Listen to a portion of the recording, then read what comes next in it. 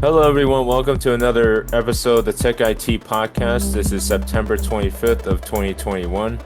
I am one of your hosts, Gregory, and today, with my friend Mike here, we're going to cover some stories such as the U.S. Treasury Department sanctioning the Russian cryptocurrency exchange network named SUIX, Apple wanting to diagnose mental health conditions, question mark, Twitter accelerating with Bitcoin tips, whatever that means on that health space that is Twitter.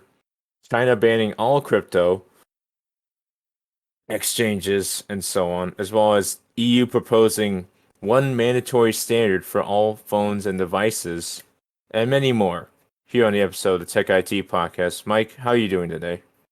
I'm doing pretty good. How are you doing?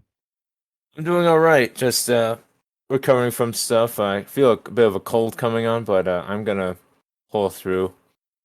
I think with just some more rest this weekend as I And don't go forget through to these. drink those fluids. Oh yeah, gotta drink fluids because if you just eat and you don't drink anything with it, you feel it, the difference. Indeed. Let's go ahead and jump right into the U.S. Treasury. What are they doing with the Russia crypto exchange? So the U.S. Treasury Department announced on Tuesday that it's going after a Russia-based cryptocurrency site named SUEX, spelled SUEX, for facilitating ransomware payments. And some of the transactions that have gone public from ransomware groups, as they've said over 40% of their transactions involved, quote, illicit actors, according to the Treasury Department, or a representative from the Treasury Department, as they added that virtual currency exchanges like SUIX are critical to the profitability of ransomware attacks, which help fund additional crime criminal activity, or rather cyber criminal activity, excuse me. And as we've seen early on in our previous podcasts, ransomware is a big issue, and it doesn't affect only the individuals. It affects huge companies and corporations. So the fact that the U.S. Department of Treasury, was it the Treasury Department, Yeah. is going after them, I think that's a big step forward. Not only for attacking people who would use ransomware, but for the people it affects, and for the crypto market, for people that like using crypto. Uh, this makes it safer and gives less reasons to say, "Oh, crypto's bad. Let's not use it." Yeah, because as much as it's fun and quote easy, much like it is for the mainstream media to generalize stuff under one category and one label, cryptocurrency isn't all bad. The association with ransomware is bad because I mean you're not seeing like a ransomware attack happen and he's like, "Hey, can you pay me in Fortnite bucks?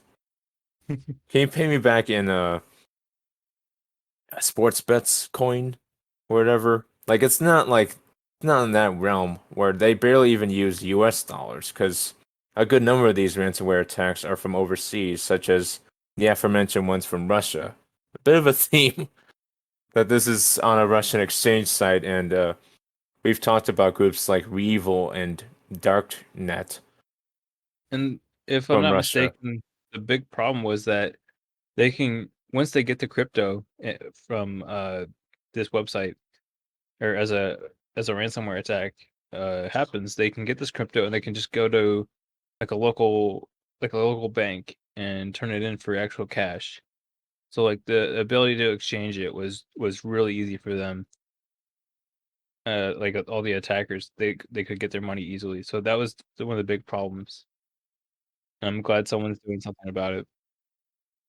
Exactly. As more has gone into this, as while I said SUEX is associated with Russia, blockchain analysis company Chainalysis, I hope I said that right, which assisted in this investigation, said that while SUEX is registered actually in the Czech Republic, it does not have a physical office there and has instead multiple branches in Moscow in Russia and St. Petersburg in Russia. There are also branches across Russia and in the Middle East, which That's the So first time I heard Middle East involved with it's ransomware, but a little bit sus. Um, that's it's very sus as it gets into Middle East, and America has a deep entrenched history with getting involved with the Middle East, and the Middle East looking good or ill from that as well, from what we get from what is exposed to us, especially. But I'm not well, the authority to talk about that. we'll be keeping tabs on this story as it evolves. Let's go and move into the Apple iPhone and what Apple wants to do with diagnosing your mental health. How are they doing this, Greg? So Apple, the uh, the same Apple that makes $1,000 iPad stands and $600 wheels for your iPad, and the same company that's done a plethora of other things, such as not fulfilling what Steve Jobs said all the way back in 2008 and 9 with what they want to do with the company.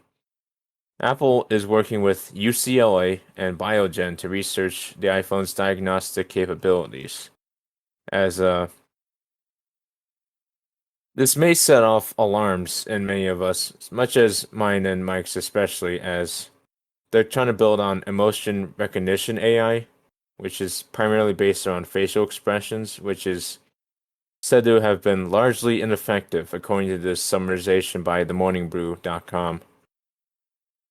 Well, As my main worry from this is once they get this information, which is probably not very effective. It's probably not like the truth. They're probably gonna be like, "Oh, this person looks sad. Let's call them an ambulance because I don't know, depression or something." They're probably gonna who gets this information? They're probably gonna first of all, they're probably gonna blow it out of proportion, and then where are they storing this information? Whose eyes are on it? Apple, I would Exactly. presume. Do you trust? I mean, I personally don't trust Apple with my information. Um, and where are they storing it? Is this gonna be local? Is this gonna be on your iPhone? Is this gonna go to some server somewhere? If hackers get Because that information, yeah, they can they can use it in a bad way. So I'm wholly not on board for this. I think um and it's still early in testing, so it might have some potential later on, but I think this is a little bit sus, especially for Apple. anything Apple nowadays is sus. At least when Yeah. Steve Jobs was around, it was just like, "Hey guys, I like iPods, yay!" And now it's Tim Cook, where it's like, "Do you guys not want a power adapter anymore in your iPhones? Oh How my gosh, about a don't even get slightly me bigger started. screen?" We can talk about Apple all day. Let's go ahead and jump into Twitter though. Um, they're Another making another some company that's been doing well in the rounds of tech since they're making some changes to their space, and what kind of changes are they making, Greg? yeah, so while Twitter's done a fair share of trying out things such as having its own version of Snapchat stories, which pretty certain is gonna stop soon because they realize people don't use Twitter like that. It's mostly to engage with people still in good or mostly bad ways from what I've seen of that sort of thing. But yeah, they're getting involved with Bitcoin again, so heavy Bitcoin episode today, everyone, where they view its creator fund as one not aimed at rewarding creators for the content they produce, like some rival funds such as those on Facebook, Instagram, and Snapchat, but rather helping creators get started with audio productions on Twitter Spaces. And these tips that they want to do are in Bitcoin. They want to make their own creator accelerator quote in quotes program offered to connect its participants with brand deals or $5,000 a month during their participation in said program in partnership with Clubhouse. Well, in a direct competition with Clubhouse, really. Now, I'm not a big fan of Twitter. I don't use it a lot because I don't follow a ton of like content creators or like just anything really on Twitter because I when I want to find out something about like a new release date for a movie or something about an actor, I'll just type it into Google. I'm not a big oh I have to know everything about everyone all the time kind of person. So Now, I don't see this as a bad thing. I think it's great for Bitcoin. It shows that there's more ways to spend it. There there's more. It's being adapted more. Um, I think Twitter's kind of pushing too hard here though to make their space um more than it needs to be. It's a little late for Twitter. I mean, not to say that I don't want them to innovate. Like people should always try to innovate in the right space and mind and ethics and morals. But Twitter's worked with these sort of features as well. But as this TechCrunch listing continues, if you want to look into it yourself, it was the Twitter CEO Jack Dorsey, no relation to other people named Dorsey in the sports world of things. This past summer, he tweeted that it was only a matter of time before Twitter built support for a Lightning Network, which would be a layer atop a Bitcoin blockchain into its own platform, which is another intuitive nature to say you can tip people, like people that you like, I guess, as there will be a service called Tip Jar, which would also add a couple other services such as GoFundMe tie-ins and a Brazilian mobile payment service named PicPay. So I don't know how many people are sending money on Twitter. It sounds so weird. Like I'm used to people sending money on like Twitch, like when you support a streamer or something, like you like what they're doing. Yeah, That or makes sense to me. Like, oh yeah, this guy's a really good streamer. Like he does this for a living. I'll send him a few bucks. But on Twitter, are you just do you like the few tweets they send? Is that why you're sending them money? I don't know, it's like when people tell me like their social media accounts are comedic, even though they're not comedians. It's like those aren't. If you're just a Twitter comedian where you just daily say something and you're like a comedian, like a famous bullier Chrissy T can try to be on a regular basis, where she would try to be the funny mom on Twitter, so to speak, which would fall flat on her face later on last year, or actually it was this year probably, where people found out the true story of her nature back when she was a supermodel. But Twitter's ventures continue as they also launch safety mode into beta, which in itself offers a sort of automated level of protection against harassment, which I think that's the only like good takeaway or like promising thing I from this actual article. yeah, because they don't really hold up on too much on the rules and policies rather than like trying to be transparent because transparency is always good with companies such as this, unlike those like the Zuckerberg at Facebook and Amazon where they like to hide what they do. Speaking of rules and policy, let's go ahead and go over to China banning crypto. What are your thoughts on this? So first they banned mining crypto. Hmm. Now they're banning using crypto for like payment and transactions. What are your thoughts on that?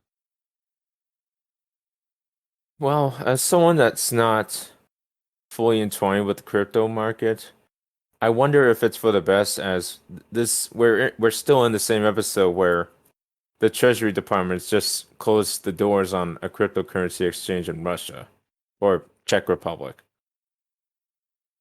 But there's already greater fears happening, or at least in the older demographics, let's say above the age of 45, 50 years old. I think physical money is gonna go down the drain pretty soon because the government wants to know what you buy and stuff, I guess seemingly, and the only way that's left is regular money that's physical. So Well, that's big in China is the government knowing everything that you do, everything that you have. Everything's highly regulated and kept an eye on, and I think that's a big reason why they banned it. Um, I don't know. I'm on board for crypto. I think this is a good way. I think we get rid of the paper. It's good for the environment. There's a lot of other benefits as well. you can't counterfeit. It's easier to counterfeit paper money than digital money. Yeah, I agree. Like you Um, just need like a laser printer. exactly. I think that there's a lot of potential when it comes to crypto, but as a result of this, Bitcoin went down 7%. Of course, that's not big. Like it Mhm. can change shit like way more than that just on a day-to-day basis. So I think, but I think there will be lingering effects in the crypto market as crypto was big in China previously. Um, Mhm. but it's definitely something to keep an eye on, and I think this will also make mining easier uh in other places. So if you're a miner, it might be easier for you to mine or stuff mine not stuff mine different types of crypto ever since China banned it, and there's a lot more potential for it in here in the US now.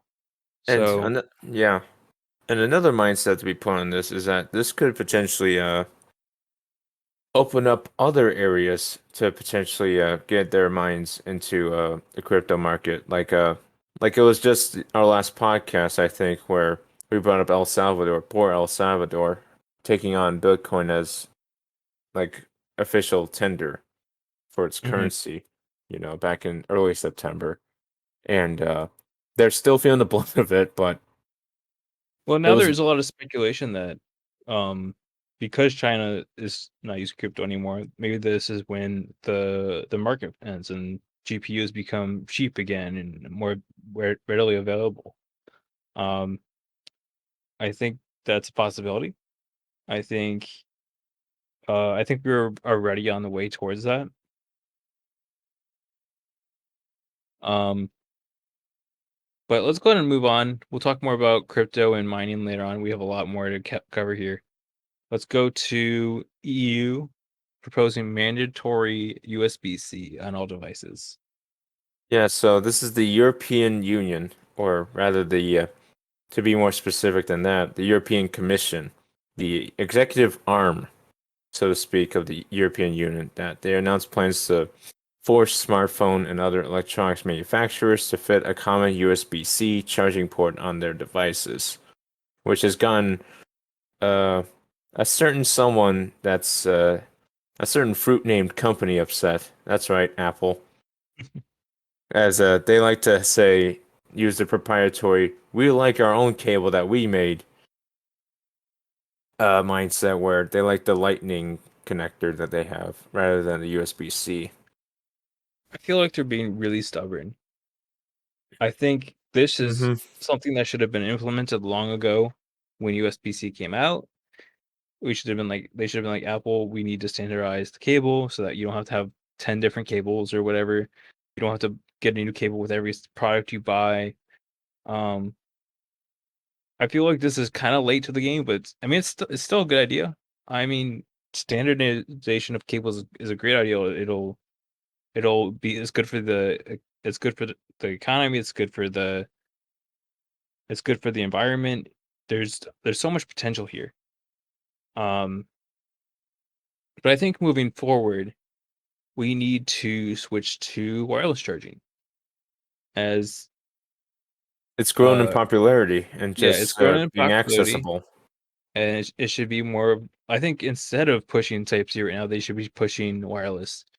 It has so many benefits, not only to prevent waste, but also to our phones. It can benefit our phones by starting to remove the port for your phone can benefit your phone in water damage, just having port damage, all kinds of damages it prevents. Hmm. And I think Tripping that's what hazard yeah, all on the kinds of cable hazards. itself. Yeah, there's cable hazards. There's a ton of things that I think that we need to move forward with, and I think wireless charging is where it's at. But I mean, although it was kind of like slow to come out, I think USB-C is a good standard to force on people, and I think Apple needs to uh just Get suck it with up it. and do it. You know, just suck it up and do it. Yeah, Like, and because they're complaining a lot about innovation and all that. And I'm like that's not a bad thing. Innovation's not bad, but I think there's plenty of ways to innovate by still using Type C cables. innovate like in your own way to make your phone stand out rather than physically, but like in a way that like it works. Like Yeah, there's plenty of ways it, to innovate. like the little notch that they have where there's like a little bump by the cameras and stuff, I believe, which removes screen space, but that was Apple's decision. Much like it was their decision, it was for smartphone manufacturers to use the same standard for charging in the EU as it dates back to 2009 when Apple, Samsung, Huawei, and Nokia signed a voluntary agreement for working on a common standard. So that's how old this idea is, potentially, or said to be, according to this article by The Verge. Well, As I think we need to keep moving forward time went on. with removing ports from the phones, just making them more sleek, more efficient, and like harder to or easier water prevention standards is where we need to move towards our towards the future. We need to move towards the future, more waterproofing, more wireless, more not just with charging, but also with headphones. I think even though a lot of people got mad about this with the iPhone no headphone fiasco, no Yeah. headphone port, I Yep. think we also need to move that way as well. So enough on that. I could talk about that all day, but let's go ahead and move towards the laser beams, the internet laser beams in Africa. Let's go and talk about those. Yeah, so in order to get to fix the digital divide that's been going on in countries like Africa that don't have the expansive nature that can be found in good old countries like the United States of America, Canada, and the UK, and others around us.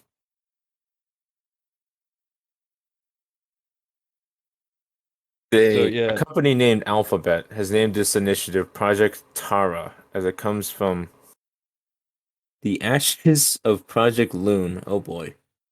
I guess that a previous idea the company scrapped to deliver broadband via stratospheric balloons that and sounds nuts. lasers, which that must look pretty. But going forward from here, So I think it was the Congo River that they were trying to send. Like they had trouble putting cables under because it's one of the deepest rivers in the world, right? 2,715 miles long and the deepest in the world, The second deepest longest in in the world, yeah. Africa. As to do it physically or with traditional methods like you would in the States or in the UK or Canada, fiber wire or fiber cable would need to travel almost 250 miles to reach a point where it can cross that said river. And the remedy for this would be the lasers, as this company or Project Tara would use wireless optical communications or WAC, for short, sensors to beam light to one another, establishing high speed or 20 gigabytes per second connections between the cities. And these sensors, which work like underground fiber cables, but not underground above, would need a clear line of sight between one another, so they're typically placed on top of roofs of houses and buildings and towers. Now, this sounds like a great idea, and it's very innovative. I'm very suspicious on what's is there any lag? What's the performance? Do you notice any downtime? I think Because they said they themselves it's not fully reliable yet. as a gamer, I want to know what's the uptime because if I'm playing a game and this goes down, is it gonna kick right back on, or is it gonna is it gonna be off for a while? And I think they mentioned in the article that bad weather in line of sight can affect it. So I mean, it's promising, but Definitely, it I think helps. I think some more testing and I would definitely like to test it for myself to see if it's Oh, you want to go to gameable the Congo for River? lack of a better. Yeah, I'm gonna go to Congo and see if it's Let's go right testable now. or see if it's gameable. Let's go right Let's now. go. just to see what this looks like. But to close this off, the director of engineering at Taurus says that this technology adds a unique solution that is more affordable than laying fiber wire and beaming connectivity from satellites for specific use cases, such as plugging It's stubborn connectivity gaps like the ones that exist between these two towns named Brazzaville and Kinshasa. Well, it definitely sounds promising, and I think it's definitely that we should all keep it something we should keep an eye on for the Anything future. that helps the digital divide cease from Yeah, existing anymore is something good in my book, because the digital divide has affected so many countries. Why there are still countries that still don't even have regular cell phone service, like 3G cell phone service. oh, It's not even maddening. 4G, just 3G. Yeah, Just maddening. It's just I did pieces about this in college where I'm just amazed that we're supposed to be these big providers in our first world countries, yet we don't help them the technical aspect of just making sure that, I don't know, they get news or they can talk to their families overseas using a good internet connection. So I'll look into this personally as well as someone that's for getting rid of the digital divide, as I think everyone should always be connected in order to just especially during times of COVID where you have families stuck in countries. agreed. There's plenty of people out there that don't have the connectivity that they should. All right, let's move on to buying GPUs after the mining boom is over. Yeah, There was a video on Linus's channel, Linus Tech this is on Tips, YouTube, by the way.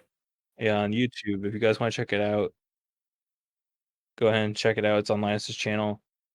Um, they do a test based on a video card that's been mining for a number of months versus one that's fresh out of the box, never been used, and they're trying to compare them to see if there's any difference in quality of or speed or all. They test out all the factors and they come to a conclusion that there's no difference, just based on the cards they used.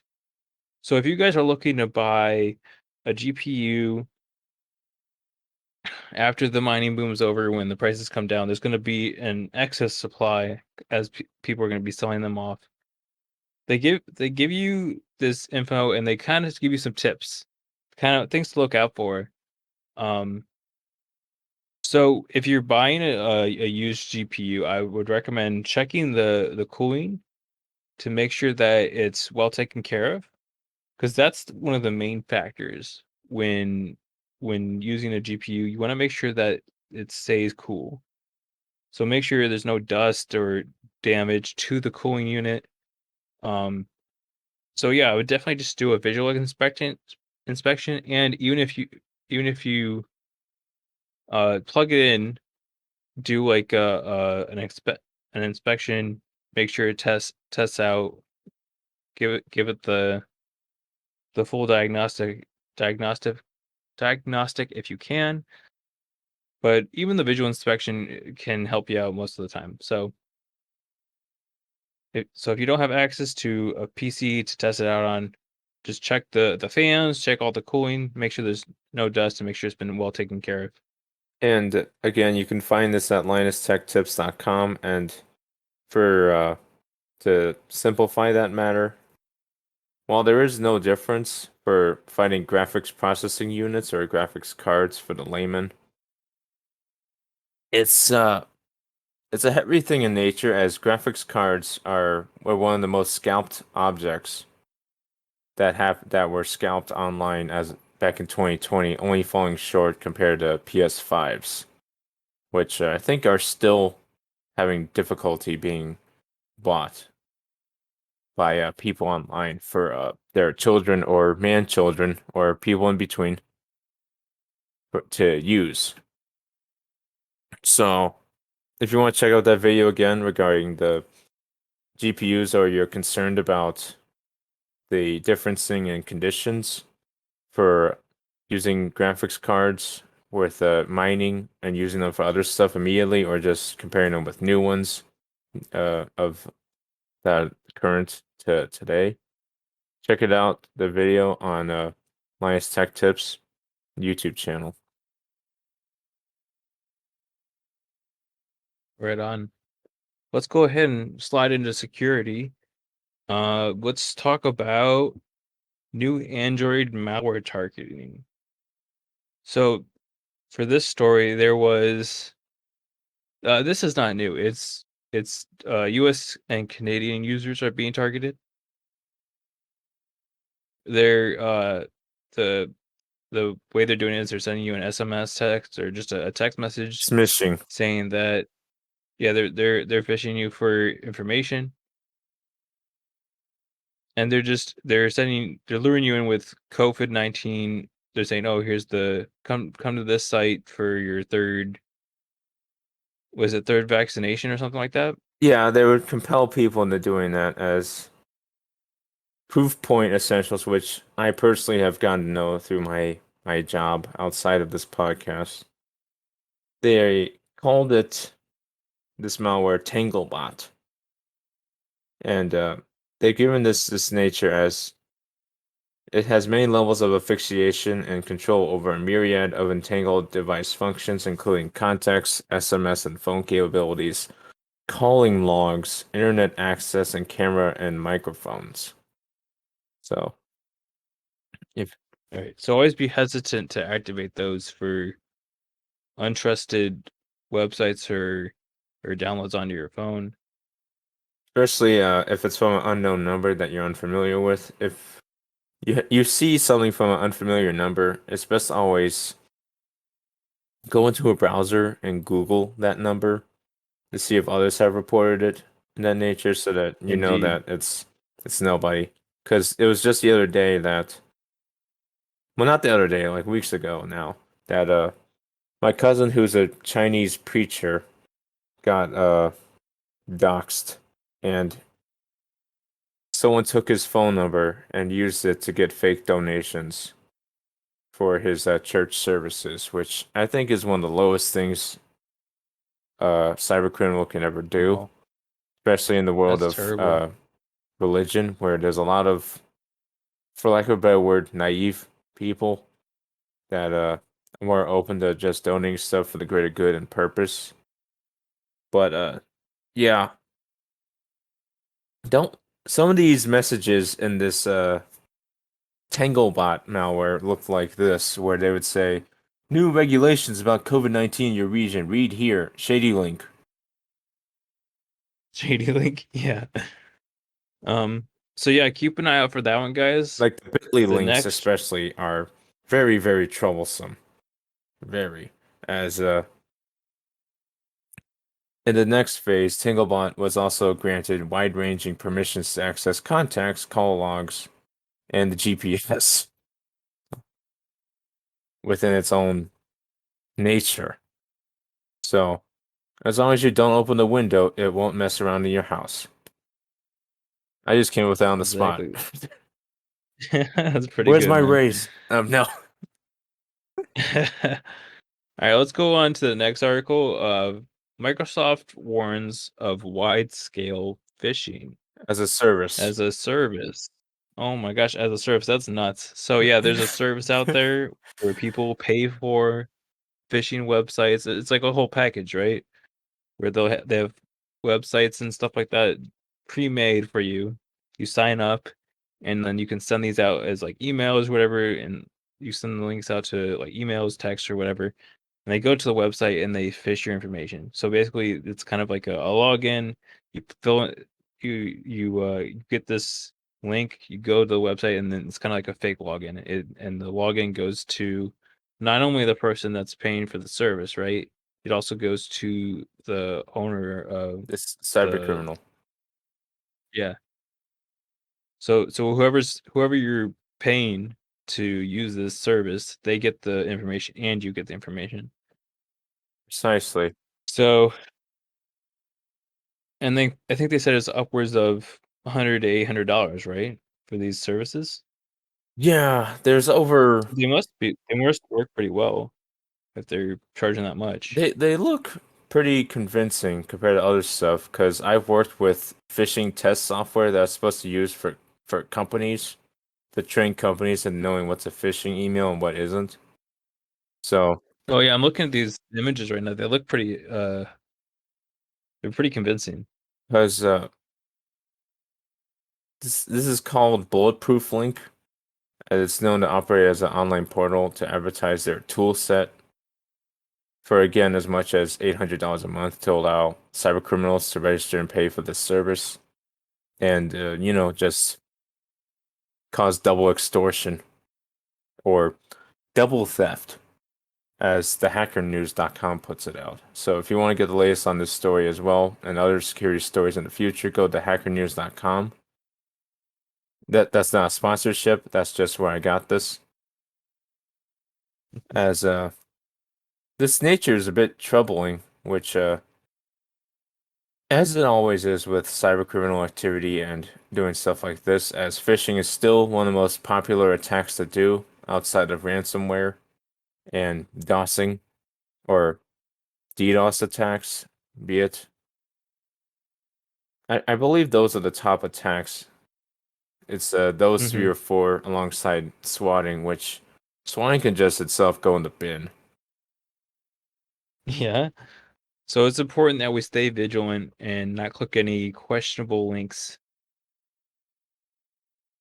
Always find your own links for official websites. And just think critically into what any emails you're getting, especially if you're working at a company where you have sensitive data reside in your account, be it you're an HR representative, a developer, a CEO, CIO. If you're listening to this, please just get everyone informed and uh, up to date with the latest in cyber news and especially stuff like phishing, which has been around since the internet was born, potentially. Indeed. And All right, let's do our company review next. Let's go ahead and go into so there's a video on what's the YouTube link or the YouTube channel that this is on? so this is a channel I found about a month or two ago, and the YouTube channel name is, in one word, Mr. Who's the Boss.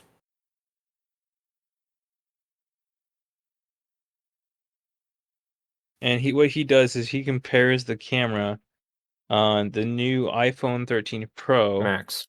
Max versus Samsung Galaxy S21 Ultra. Yeah, so these are both high-end phones, and they're doing camera tests on both of them, which Mr. Who's the Boss? Okay, yeah, so I personally think that a lot of this is personal preference, but overall it's a good channel to check out and the review is quite it's well done.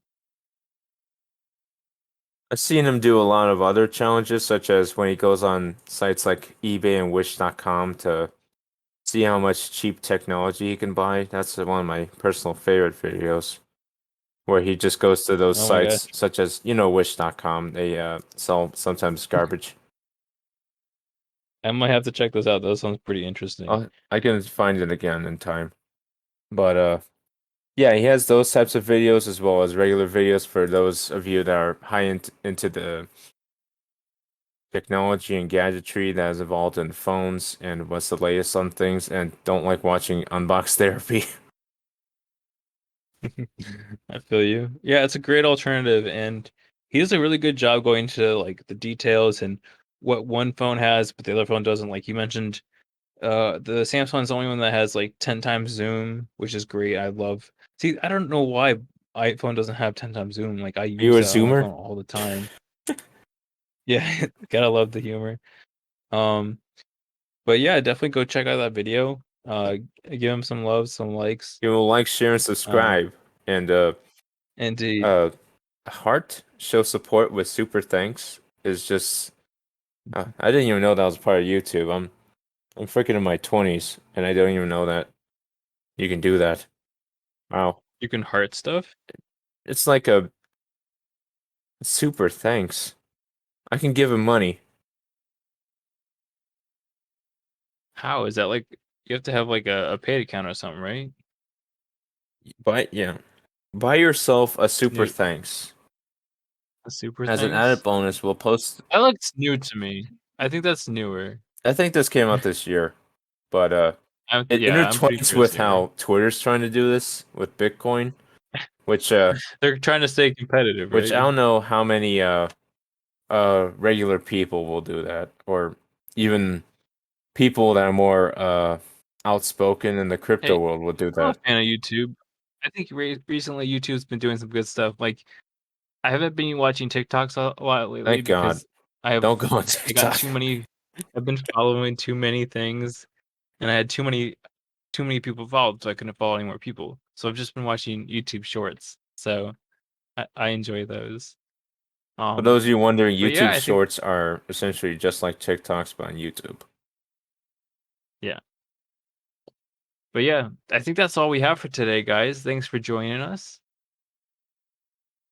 and thanks for joining me, Greg. As you're welcome, and you as well. Just remember to just Happy to be here. like and share this podcast on whatever platform you choose, and with your friends and family, or to just anyone that wants to get involved in technology, or is already involved with technology, or is somewhere in the middle. Just be sure to give us a chance, give us a listen on the go, or while you're just chilling at the house from a day of working at, be it in the tech industry or just like a stocking job at Meyer or something. I don't know. Yeah, I couldn't come up with we're places. happy to have you no matter where you're at. All right, guys. Thank you again. Stay vigilant out there. Stay vigilant.